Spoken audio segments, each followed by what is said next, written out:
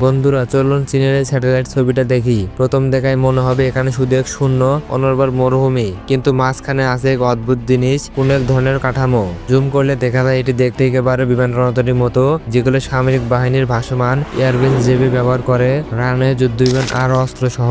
কিন্তু এই রণতরী সমুদ্রে নয়, মরুভূমির বুকে দাঁড়িয়ে আছে। কিছুটা দূর থেকে দেখলে বোঝা যায় ছবিটি উত্তর পশ্চিম চীনের তাকলামাকান মরুভূমির। সাধারণত বিমান বাহিনীর রণতরী সমুদ্রের ভয়ানক পরিবেশে কাজ করে, কিন্তু এই এলাকা যদিও অনেক বেশি শুষ্ক, তবুও কম গরম নয়। বৈশ্বিক দৃষ্টিকোণ থেকে তাকলামাকান মরুভূমি এক বিস্ময়কর জায়গা। চারপাশের পাথুরে মরুভূমি থেকে আলাদা, এটি সম্পূর্ণ বালু দিয়ে তৈরি। আসলে এটি বিশ্বের দ্বিতীয় বৃহত্তম বালুর মরুভূমি। বিশাল জনশূন্য এবং মানুষের ছোঁয়া প্রায়হীন এই মরুভূমির বালুর তৈরি এক অদ্ভুত, চোখে পড়ার মতো ছড়িয়ে আছে এমন এক দৃশ্য যা অনুগ্রহের মতো মনে হয়। কিন্তু প্রশ্ন হলো, এত দূরে মরুভূমির মাঝে কেন চীনা সেনাবাহিনী এই কাঠামো বানাবে? সাম্প্রতিক বছরগুলোতে চীন তার বিমান রণতরী প্রকল্প নিয়ে বারবার শিরোনামে এসেছে। চীনের প্রথম নিজস্বভাবে নির্মিত বিমান রণতরী আনুষ্ঠানিকভাবে নৌবাহিনীতে যুক্ত হলো। চীন স্পষ্টভাবে প্রতিরক্ষা শিল্পে বিনিয়োগ করছে এই ধরনের জাহাজ তৈরি করার জন্য।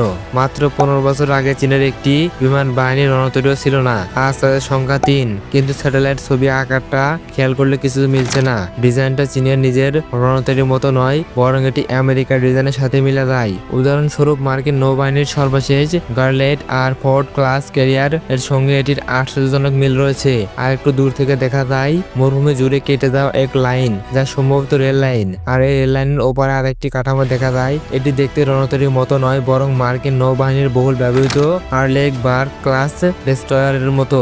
জাহাজের ব্রিজ, ধোয়ার চিমনি আর ক্ষেপণাস্ত্র উৎক্ষেপণ ব্যবস্থা সবকিছুর আকার এখানে হুবহু আঁকা। কিন্তু এটিও পুরোপুরি জাহাজ নয়, বরং এক সমতল প্রতিরূপ, একটি নকল মডেল। পুরনো স্যাটেলাইট ছবি কেটে দেখা যায় 2020 সালে প্রথমে এখানে কয়েকটি খুঁটি গ্রেড দাঁড় করানো হয়েছিল, যেন মার্কিন যুদ্ধজাহাজের মতো আকৃতি তৈরি করা হচ্ছে। পরে পুরো জাহাজের সীমারেখা স্পষ্ট করা হয়। বিমান রণতরীর ক্ষেত্রেও একই অবস্থা। শুরুতে 3টি ভিন্ন আকারের রণতরীর আউটলাইন ছিল, তারপর বড় আকারের মডেল তৈরি করা হয় ধাতব খুঁটি বসিয়ে।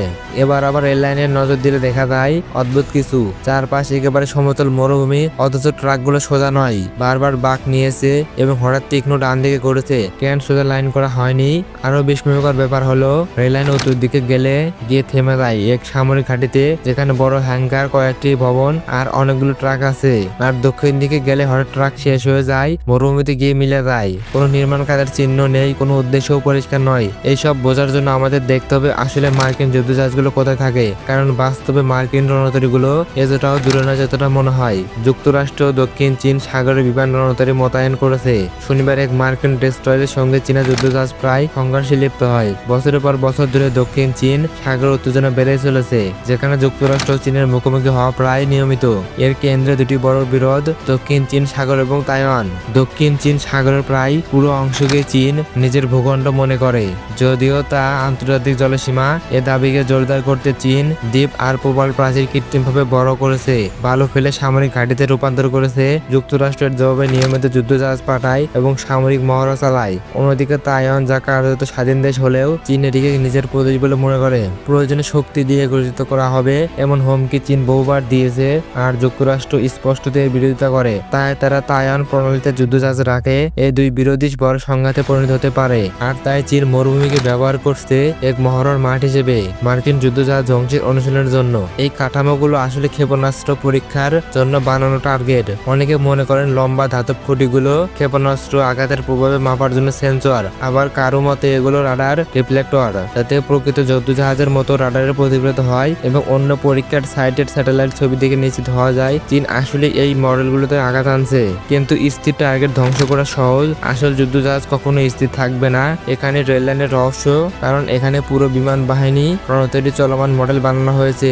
বাঁকানো ট্রাকগুলো জাহাজের হঠাৎ বাঁক নেওয়া বা দ্রুত গতি বাড়ানো অনুকরণ করে। এর ছবি পাওয়া গেছে চীনের এক অস্ত্র প্রদর্শনীতে, যা ক্যাসিক নামক অস্ত্র প্রস্তুতকারক তৈরি করেছে।